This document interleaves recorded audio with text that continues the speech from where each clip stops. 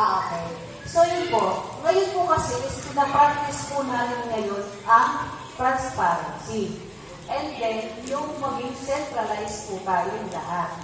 So, ibig sabihin, hindi lang isa nakakaalam ng mga activities po natin. Bakit po ako nagsasabi sa inyo kanina na sumali at mag-follow po kayo sa Facebook? Dahil doon po mismo, ma-update po kayo, malalaman nila. Doon palang makakareact na kayo pag nakita nyo hindi kayo dito nasikaso.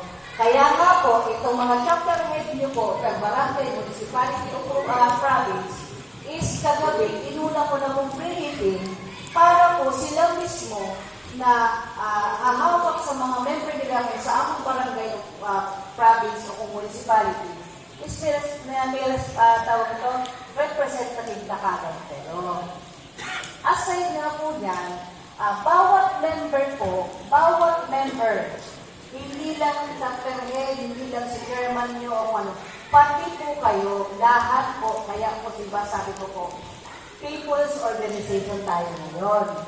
Wala pong pili na merong tawag yan, uniform men ka ba, mayaman ka ba, mahirap ka ba, ano lang ba trabaho mo, ultimo, kahit tambay ka, basta gusto mong sumali rito at ano sa loob mo, ang pagtulong mo, sa kapwa mo, pwede ka, dahil may boses ka.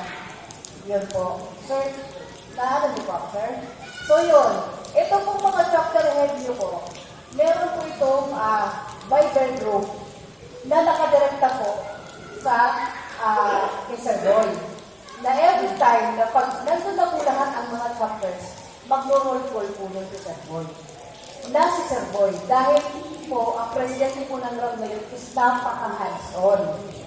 Ayaw niya po pabayaan at ayaw niya na magkaroon ng issue na kung halimbawa man na magkaano na, bakit doon meron, bakit dito wala. Kasi doon po mismo, sa chapter